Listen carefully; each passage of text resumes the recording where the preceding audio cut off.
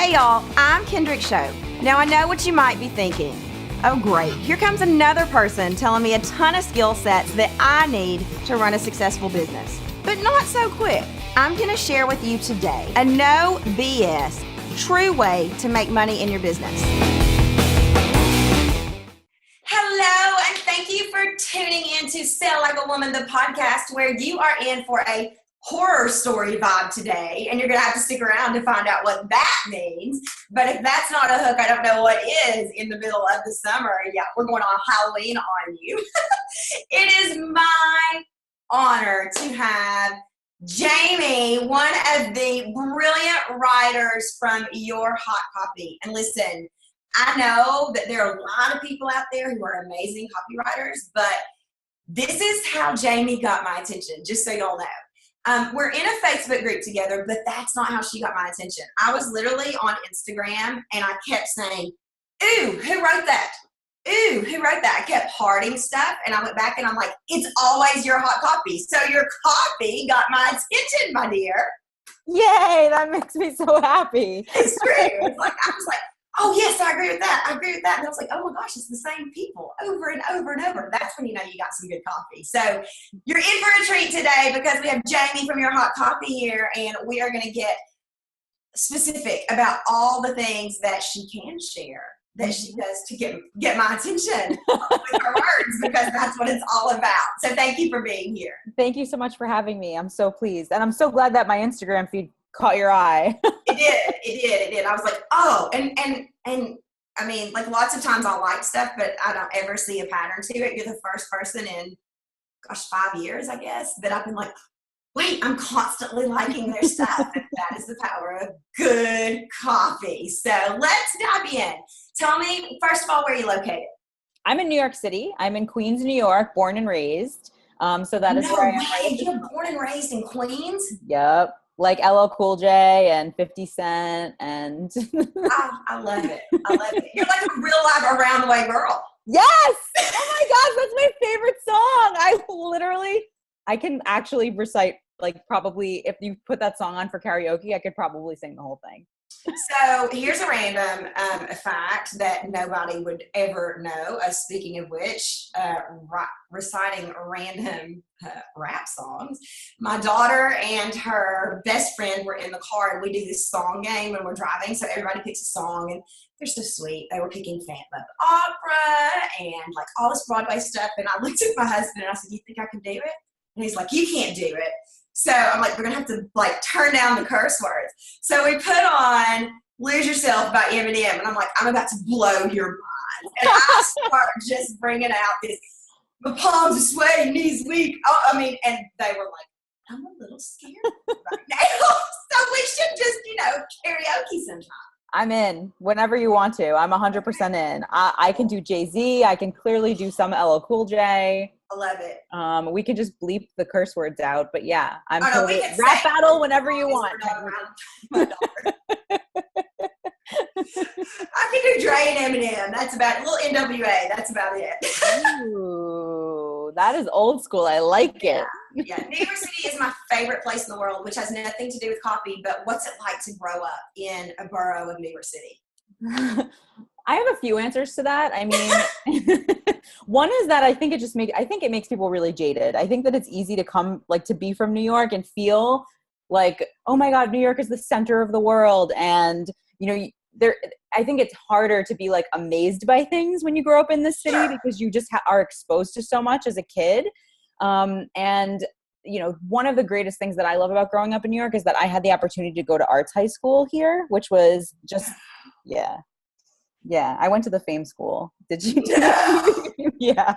Okay, might not be about copywriting at all. That's okay. This may just be like a chit chat, because I'm so enamored right now. If my daughter knew this, she's home. If she knew that, she would be in here right now, because we're moving, and she said to me, the only way I'm going is if you can find an art school for me to go to. So. Oh yeah. Okay, so tell all, like, art school. So like, do you pick like a? I went where there was one high school and we had lots of cows. So do you pick like a concentration, or how does that work? Yeah, basically you have to audition. So okay. I ended up, when I went, I was auditioning for two different arts, I guess I don't know what they call them, concentrations. I guess they call them that. What's funny is I went to an individualized study school for my undergrad college degree, my bachelor's. So they actually called them concentrations. I don't remember what we called them in high school. But they had visual art, music, theater tech, and dance. I don't think I'm forgetting anything. And you had to audition to get in. So you had to go do I ended up going for studio art. What is studio art? I don't know what that is. So it's like drawing, painting. It's like it's like more like the classical idea of art. Okay. So I went, and it was an intensive process of, they gave you tests where you had to go draw things, or, and then you had to a lot like a college application where, there was an intensive application process. And then there was audition day when you went and you had to sit there for the whole day and do all these different exercises and things. And for theater as well, it was, you had to go do all these auditions. It was a real casting in a lot of ways. So I really like you, but now I kind of hate you. Why? Because you're one of those people that's so damn talented.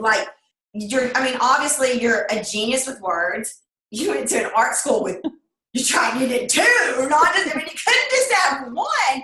Seriously, did you grow up in a home that was really centered on the arts, or is it just the love, or? It's a passion that I had, and I think I was very encouraged as a kid to be pushed into the arts. I don't think I would say that the arts were definitely nurtured in my home more than sports were. My dad wasn't into sports, so growing up, even now, it's weird for me because I bartended for a long time in New York, and I was around a lot of football fans, and I still don't fully understand football, and that's embarrassing. But if someone wants to go to the Metropolitan Museum of Art with me, I can talk to them about art history and teach them stuff. I want to go. The next time I come, I want to go. Anytime. I'm so in. When you come to New York, let's definitely do a museum trip. Oh my gosh. So funny story. When I took Helena to New York for the first time, I actually went up to see To Market Media. This weekend, her best friend was here, and she's like, so did you go, it was a long time ago, but she's like, did you go see Liberty Island? And Helena says, no. And she said, did you go see Ground Zero? And Helena was like, no. And I'm thinking, I'm the worst mom ever. We did pizza, we did some art stuff, we did a little reality TV filming, but we didn't see any of the traditional New York stuff. So I had to take her back and show her the Met and, see some shows and stuff like that. So I love this. Oh my gosh, I love this. So have you ever left New York or been there your whole life? I left New York. I lived in LA for 3 years, actually. So I did my master's degree in LA and then worked in the entertainment industry for a bit and then came back. But yeah, wow. I New York to LA. So she's not like Nancy and me, my podcast producer. Nancy, is in New York now. She's extremely talented, but she grew up in Arkansas, and I grew up in Sweetwater. You went from New York to LA. That's like going from Louis Vuitton to, I don't know, Valentino. Come on down, we'll teach you how to ride some cows. Okay, enough. So we're actually going to get on topic. So why am I calling this the horror? Welcome to the horror story. Well, we were just talking beforehand, and there is this stomach bug going around in the online industry, and apparently it's catchable through the internet. So I've had it, Jamie's had it, some of our mutual acquaintances have had it, and then I referenced a couple of times I'm moving, and so I was crying earlier this morning because we're moving. So I look like Dax. So it's like a horror, the Halloween edition. You actually look beautiful, and those glasses are so cute. So just so you know, and your hair is perfect. Thank you. Okay, so let's talk words. Let's talk words. Absolutely. So what makes copy hot? Your hot copy. Tell me what it means. Yeah. So what hot copy is it is communicating in a way that gets your clients excited. To me, that's what hot copy is. It's your clients can actually feel your enthusiasm and your passion for what you do and why you care, like your genuine caring and interest and like heart and soul. To me, that's what hot copy is. That's really the definition. It's like, yeah, it could be sassy and it could be cute and it could be attention grabbing, but really what grabs attention is when you're communicating in a way that really links up with what your clients and customers give a shit about. Sorry, am I allowed to curse on this? Absolutely. You probably would be kicked off if you didn't. So yes.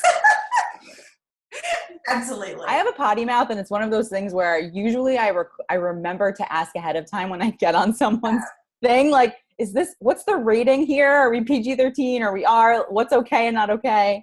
It's all okay. Okay. Sorry. It's all okay. Good to know. It's all okay. Yeah.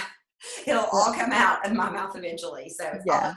Good. So, okay. So we talked about your like growing up in New York and the arts, and obviously you're very talented, but when did the love of wordsmithing, what a dorky sounding word, wordsmithing, hot copying come into play? It's an interesting story. I've always been a writer. So as a kid growing up, I was like the person who was in her room journaling alone. And I'm not even introverted, but I just always valued my alone time to kind of reflect and journal. I mean, I was 8 years old writing about, I'm so nostalgic and memory, like weird stuff, right? So I have stacks and stacks of journals. I was into poetry because I was an angsty teenager. So poetry was my first love. But the reason that I got into copy, there's two ways. I mean, one is that I have a background in the entertainment industry. I worked in Hollywood for a while, and you have to understand marketing and business to be in film. You know, and so my degree in film, my experience in film was in a lot of ways a degree in the entertainment business. So we talked about packaging a film, how to market it. And a lot of the practice that you get when you're in the industry is great. You have an entire feature film, but how do you pitch that? And how do you shrink that down into a way that's really digestible and understandable? So you're naturally thinking about marketability as you're developing story and developing content and developing projects, right? It's about marketable content. So that was kind of a natural transition for me. But also growing up, my father was an entrepreneur. So he had his own business. And he was kind of a serial entrepreneur in that he would always come up with new ideas and be buying domain names and like finding cute, fun names for different business ideas that he had. And so that was kind of a shared passion that we had. That was a fun thing that we would do together. And I learned about marketing copy because back when he was in business, live seminars were a huge thing, even before webinars were a thing. There was always, copy and books, and he had slide decks and presentations, and literally direct mail was how he would get people to sign up. That was a thing. And I spent so much time helping him like look at the stuff or tweak it, or we would be, as a family, we'd be like stuffing envelopes and putting things out. So that's kind of where, for me, those two things eventually converged in business when I, made my own film and had to work on distributing it digitally and paying attention to the digital market and realizing that so much of internet marketing was similar to what I recognized from entrepreneurship. And then it kind of just birthed this business. It's interesting to me, excuse me, it's interesting, excuse me. It's interesting to me. One of the things that I do with sales school students is I have them, like we have there's a waiting list usually. And so when those people get the opportunity to buy early, and so usually they come into the Facebook group early, and I'll say, I'm not in here until sales school starts, but you have an assignment. I want you to go watch commercials, and I want you to see what you're actually motivated to buy and why. Because, we watch commercials for all different reasons, but I can see a Diet Pepsi commercial, and I swear to you, I'm like, I need a Diet Pepsi. And like with the ice, like crushed ice, and or I can see a pizza commercial, and I'm like, yep, need some pizza right now. Mm-hmm. And so they'll start posting. Like I've never looked at just commercials like that. It's sort of like a switch that gets flipped. I love it. Everything is marketable content. Mm-hmm. And so last night we were watching. I pulled Hallianna's mattress from her bed out into the living room because we've got like less than a week here in our house, and we're like camping out, and we were watching an Indiana Jones movie. I don't know what it was, but she's like, oh, wait, but watch this. I'm going to show you the trailer for this first, and it's the worst trailer ever. She's like, who would watch this based on the trailer? And I'm like, oh, dear God, she is so my kid. Like, she's like, look at that font. It looks like superhero, not Indiana Jones. And I'm like, well, I never noticed that. But yes, in that specific trailer, it sucks, Hallianna. It's everywhere. It is. It is everywhere. And I love that you're talking about Indiana Jones, because this is just actually a coincidence. I mean, I love noticing coincidences. My boyfriend and I just watched the trilogy this weekend. We literally had an Indiana Jones marathon. I love it. Of course. Yeah. We do that all the time. Like we got snowed in here when we first moved to Arkansas. And at that time, my daughter was into princesses and all these things, Disney. And Blake's like, it's time. And I'm like, For what? He's like, we're going to let her watch Star Wars. I'm like, I haven't seen Star Wars. And he's like, buckle up. And I swear to you, we watched all 550,000. And I was mad at myself because we've not put on a princess dress since then. But fast forward to Guardians of the Galaxy. This last week, we went to Guardians of the Galaxy, and they show a new Star Wars preview trailer. And I'm the one who's like, oh my gosh. I'm like leaning forward, and Blake's laughing. I'm like, oh my gosh, it's the Last Jedi. And Helena's like, yeah, Mom, you're one of us. That's so way too much information. So I'm curious about, you live and breathe in a lot of really cool spaces, but in the online space where you see people's copy all the time, from social media to when they hire you. What do you think the biggest mistake people make is? Specificity. Say more. So I think people tend to be really vague and not necessarily use their client language or get specific about their client or customer's experience. And I think that to me is the death of sales. It's the death of attention grabbing. You have to know what is your customer actually thinking about. So if your customer is going to find you on social media and they're scrolling, like, what goes on in their head? What's actually going on in their head? What keeps them up at night? What are they thinking about? Because if your content doesn't at least tap on that a little bit, tap on the struggles that they're having, even if the struggles that they're like consumed with at that moment aren't exactly related to the services that you offer, that's still going to be your way in. That's your bridge. Yeah. I love that. I think that one of the things that in upper level selling that we talk about is, the upper level selling ladies, they're brilliant. It's a higher, a more successful entrepreneur. And Amy Smith actually pointed this out to me. She's like, the first 3 weeks you wore pearls and you were really reserved. And then week 4, or maybe it was week 3, you taught us the Dr. Dre tool. And I have a Dr. Dre copywriting tool. And literally, like, we're going through the slides and I'm like, okay. And I hit play, and it's Keep Their Heads Ringing from like 1995. Yes. That's what you want your copy to do. You want it to keep their heads nodding the whole time. And so they'll send me stuff and I'm like, yeah, Dr. Dre's not feeling it. And now I want you to have like a Dr. Dre radar that's like I love it. 10 and then a 1 and where is this rank on the scale? It's so interesting to me though, because I'm not a copywriter. Nowhere, I'm not. But it's so interesting to me the way copy and sales cross at some paths. You know, attention grabbing, client language.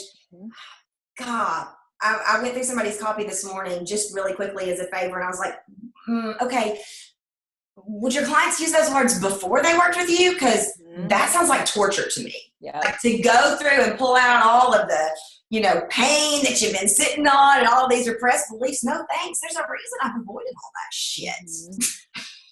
Yep. I think it's so true. So biggest mistake is, I can't say that word. Specificity. Yeah. It's being, okay, we'll say vague, because it's vague. The opposite is that they're being vague, or they're not being specific and speaking to the experience that their clients are having, what's going on in them. So, because storytelling is, my like geeky, nerdy thing that I use to approach everything. So I'm always looking at, like, when we're talking about the problem that your clients are having and the obstacle to getting what they want, what are the different, what are the different categories of obstacles? And that usually helps people brainstorm to get more specific. So I ask them, like, what's the internal obstacle? What's the interpersonal obstacle? And what's the societal obstacle? Ooh, I love it. And that helps them think more specifically about, like, their actual customer's life and life experience and what's going on with them. So what goes on in their head, what goes on in their relationships, and what goes on in the world around them that's keeping them where they are. Okay, so let's play this out a little bit just to make sure. I need examples. So let's use selling, because that's the thing I know. So, and you're going to know this, this world probably better than I do, but it's the stereotypical entrepreneur who's online, who, trying to grow a business. So give me those 3 things again, those 3. Sure. So let's first identify. So the 3, I'm like, oh, we're talking about storytelling now. I'm so So just to back up for a second, the definition of story is, and usually when I'm teaching this, I like ask people and then have a conversation about it, but I'll just throw it out, is a character achieving a goal in spite of obstacles. So for us to identify the three pieces of story, we need the character, the goal, and the obstacles. So let's assume that the character is the entrepreneur. What is their goal in this situation? Like, is it a business that they love that makes a boatload of money? Got it. And helps others. Yeah. That little thing there. Cool. And so selling, so they have to be able to sell to do that, right? So that's definition of selling is the exchange of money for a product or service. Without selling, your business is broke. Without selling, it's not a business. It's not a business. It's a hobby. Business. That's right. It's a hobby. So they want to go pro by learning how to sell. Yep. And the obstacle is that selling is challenging for them. And it feels gross. And lots of my customers hate it. They think they've been bulldozed or believe they've been bulldozed or pushed into a sale. Icky, sleazy, slimy, worried about rejection, worried about all of that stuff. Mm-hmm. Great. So the internal obstacle in this case is the worries that they have around it and the stories they're telling themselves around it. So internally, they're like, selling is wrong, selling is manipulative, selling is icky. Selling actually hurts other people. Yeah. Like they might feel like they've been betrayed or hurt by a sale, or that they've been, that they were sold to at one point in their life and they had some kind of remorse around it. So they feel like it hurt them. So they feel hurt, like they're going to hurt others. So that's some of the internal stuff that goes on. Interpersonal might be the actual social challenge of turning something into a sale. Like maybe they're in a relationship, but there's like a social challenge around it. It also might be other people in their lives that have a problem or feel threatened, or that they feel like certain relationships that would be threatened by them having success in their business. So that's an interpersonal conflict. So that's one. It could be their family. It could be maybe they have a bridge job and they're actually scared to let their bridge job go. So if they're too successful, they're going to lose those people. So that's an interpersonal challenge. And then this is deeper than I've ever seen anybody go. Really good. And then the societal challenge would be, who are they in society if they decide to be an entrepreneur? How does that change, who they get to be in the world, for better or for worse, right? Wait a minute. So the societal problem is not Donald Trump, because it usually is here on our podcast. Can we bring it back to me bashing you? I mean, that is a major societal problem right now. No matter what you're trying to achieve, that is the problem. Although I will say, I said something like this weekend when I was sick and I was in the bed, I was like, the best entertainment has come out of this. I mean, like Trevor Noah or whatever his name is, it's Saturday Night Live. I'm like, I have not laughed this hard in forever. So, small wins. Okay, so societal problems. Sorry. Yeah. No, but that's the basic gist of it. So I love that. That would be how you'd pull that out of that, customer client and what they want to achieve, and then what's getting in their way. So here, for the people who may be new to Jamie's work, which you probably newer to my work than Jamie's work, but what I love about this is, for anybody who's heard me talk about, where did Jamie start? She started with the definition of story, which I always start with the definition of selling. Like, we got to get apples to apples, right? We got to compare apples to apples. And then she broke it down into such and vagueness. Yay! It was awesome. I love this. Oh my gosh, I just want to kiss you on the mouth. Okay, so let's talk about this then. I want to be respectful of your time because I could talk all day. But so let's go back to the thing that initially, like when got my attention, which is Instagram. Mm-hmm. When you're sitting down to write those damn good posts, how do you do it? Y'all, if y'all don't follow your hot copy on Instagram, you need to, because I'm telling you right now, you'll be like, heart. So seriously, how do you do that? Well, so some of the content is sourced and a lot of the content is original. So it depends on which pieces you're talking about. That's just the honest answer about the way that we've mapped out the whole Instagram strategy that we have going on right now. But part of it is, as a big piece of my brand is comedy. Like, we try to keep things light and funny. And for me, my big rule in comedy is it has to be truthful. Okay. Which plugs right into your authentic selling, by the way. It does. It's just like, we're all about truth. We're like, the truth is sometimes ugly and the truth is sometimes uncomfortable, but it's also really funny because it's relatable and everyone understands that stuff. So I write just honestly from a lot of stuff that comes, it'll come up and I'll just write a bunch of stuff and send it to my Instagram manager. So good. So it's not like I sit down and think, oh, well, what would be funny? I literally am looking at other entrepreneurs and what they're going through, what they're experiencing, what I'm experiencing. And I just try to put words to what people are experiencing. It's so real. You capture the authenticity of it better than anybody I've ever seen. Like the fun part of it, the funny part of it. Yeah, but it's authentic. It's one of those things that I'm like, oh my gosh, yeah, that's the crazy thought I had last night. Cry. That's so nice. Yeah. I am a bit of a political nerd, and so I love to read books about politicians, and my favorite politician ever is Bobby Kennedy. But one of the things that I do, sometimes this is almost embarrassing, is I go back and I look at like campaign speeches and how they sell. And I read this book recently, can't remember the name of it. Oh, The Kennedy Brothers is what it was called. And they compared a little bit of the way John Kennedy spoke and commanded an audience to Bobby. And it was interesting to me and I'm sure it was just the differences in their personalities, but Bobby used a lot of self-deprecation, which I tend to do. Mm-hmm. And JFK was, just sort of commanded the room with his personality and with his whatever. And so I love that you just gave everybody permission to say, you can use humor. You can use humor. Humor. You can use humor. You can use, self-deprecation, as long as you don't really believe that shit or whatever, Like, I love that, because I feel like everybody tries to plug in a formula, or oftentimes. And if the formula is not you, it doesn't work. Mm-hmm. Yeah, you have to be true to you. And also, I love that you said that also, because I think that there's a big thing with being online where people are trying to portray like this perfect version of, oh my God, everything's so perfect and my business is super successful. And so that means that behind the scenes, it's always great. And like, I never have hard days, and I'm never having meltdowns where I'm crying because something didn't go the way I wanted, before I get over it and like get a new mindset and move on.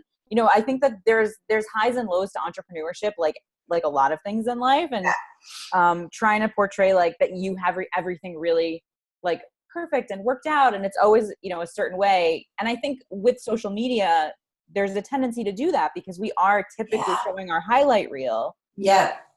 So I just try to be honest about what actually goes on inside. I think that my most popular video that I've ever done, there's one about, does sex sell? And I think that, no, does size matter? But that's probably not popular for the right reason. But the most popular one is where I talk about, well, today we got up and Helena didn't have clean underwear, and I don't have on clean underwear. As a matter of fact, I don't have on any underwear because the laundry is stacked up to my, my head, and we have no food. So literally I'm like, do you want crackers or bread? Or, I mean, it's just like, and this is life. Yeah. So I love it. So, okay.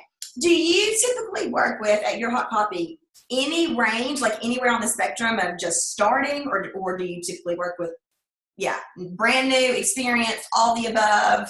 Mm-hmm. We work in two different areas. So we do work, we write website copy for people who are either rebranding and they want their like new website, new version, new vision of their brand to be amazing. Yeah. To be hot. To be hot. Authentic. To be sexy.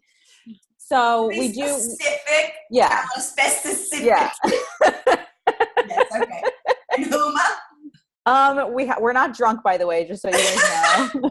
We haven't actually had cocktails yet. Yet being the operative word. Right. It's Monday morning, but anything could happen. What every good stomach virus needs is a little alcohol. Yeah. So we do work with people who are working on getting their brand strategy figured out and their messaging for their overall brand. What's the story they want to be telling with their brand? What's the customer journey of their website? How to walk people through their website with copy in a way that makes sense. So we do the website stuff, and then we also do the sales stuff. So launches, funnels, sales pages, leading someone to a sale. Got it. And the strategy for each of those is different. The way that people interact with your site is very different than the way that, the conversion strategy is different. It's all different. Yeah. So we do a little bit of both. And we do sometimes get people who are newer to business who are just ready to have like a professionally written website.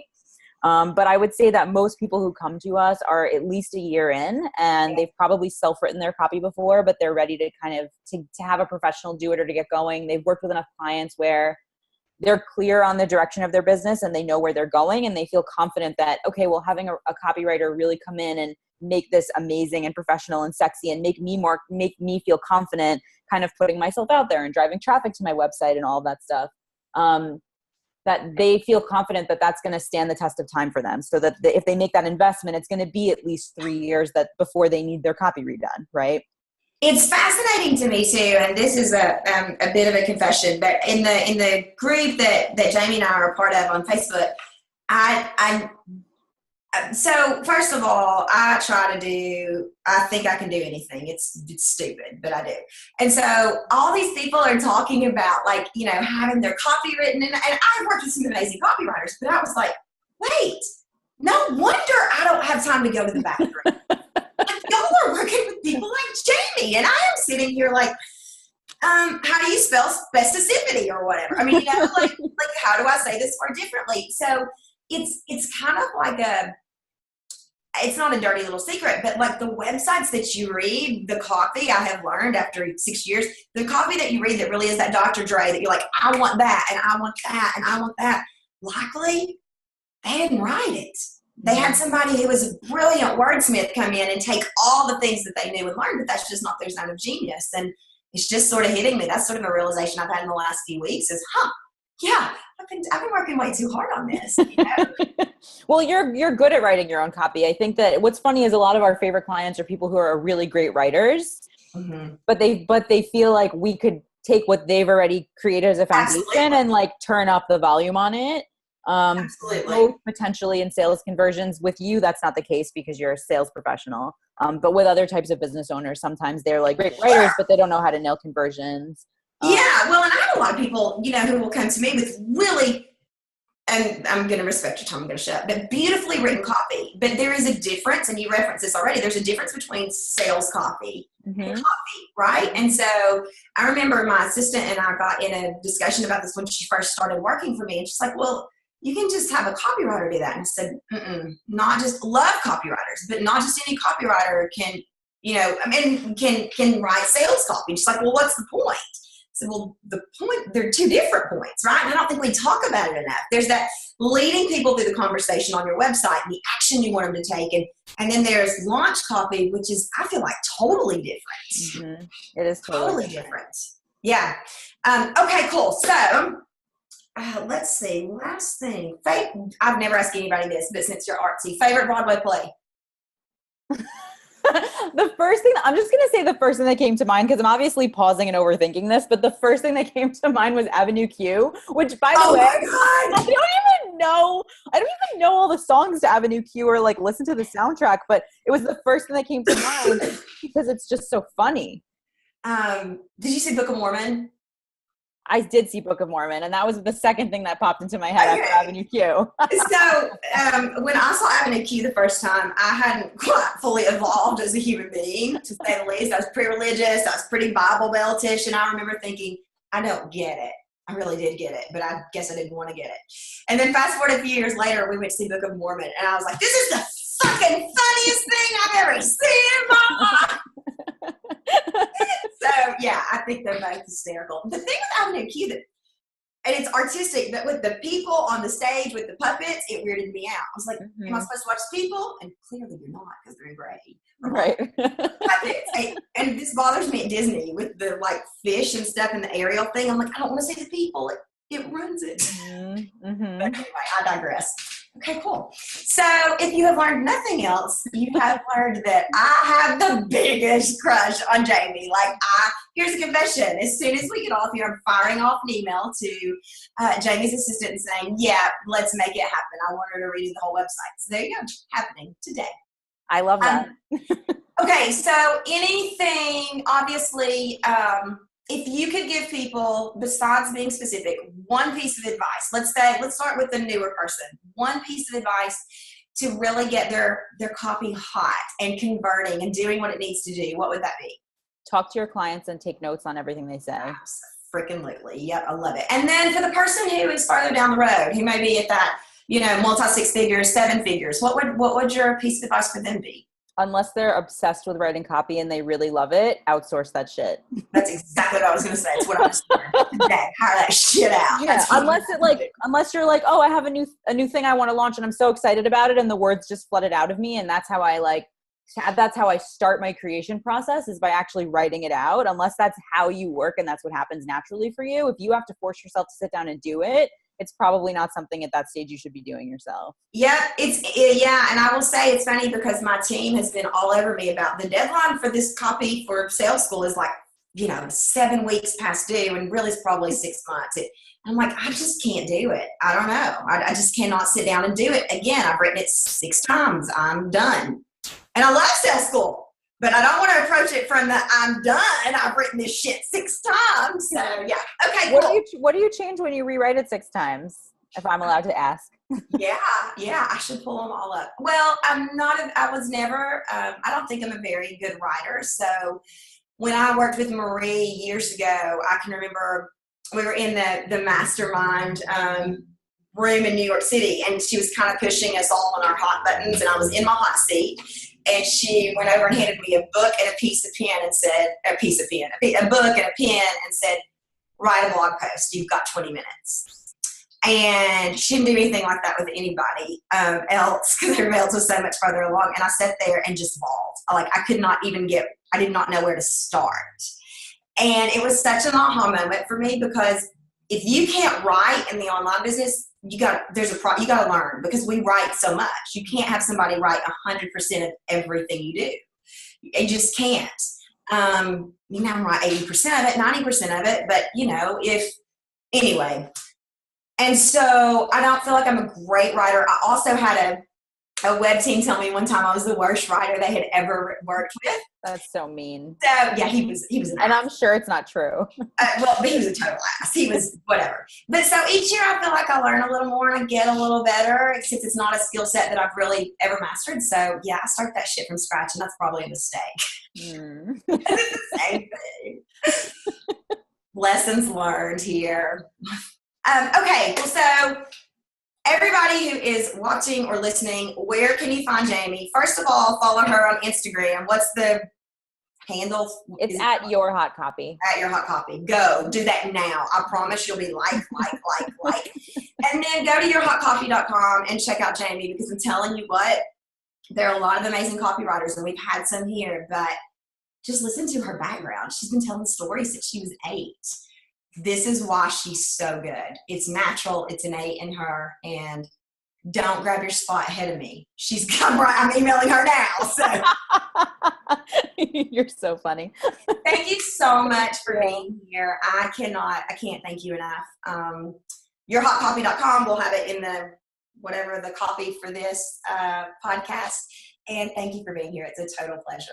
Thank you so much. I really appreciate it. Yeah, absolutely. So I believe in you and I believe in your business. Seriously, if a hick from Tennessee can do this, you can. Go do it.